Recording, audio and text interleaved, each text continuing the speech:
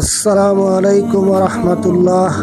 প্রিয় ভাই ও বোনেরা, আজ আমরা শিখব নিয়তের গুরুত্ব সহিহ বুখারীর প্রথম হাদিস থেকে। আমাদের প্রতিটি কাজের পিছনে থাকে একটি উদ্দেশ্য, সেই উদ্দেশ্য হলো নিয়ত। নিয়ত ঠিক থাকলে কাজও আল্লাহর কাছে কবুল হয়। রাসূলুল্লাহ সাল্লাল্লাহু আলাইহি সাল্লাম বলেছেন, কর্মসমূহ নিয়তের উপর নির্ভরশীল, আর প্রত্যেককে তার নিয়ত অনুযায়ী প্রতিফল দেওয়া হবে। নামাজ, রোজা, দান, সাহায্য সবই নিয়তের উপর নির্ভর করে। একই কাজ ভিন্ন নিয়তে করলে ফল ভিন্ন হয়।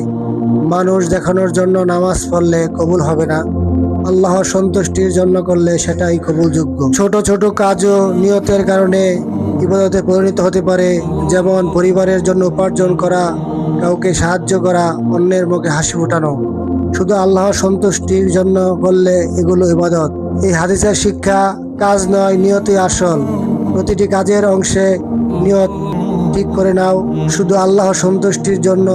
আল্লাহ আমাদের সবাইকে খাঁটি নিয়তের তৌফিক দান করুন। আমিন।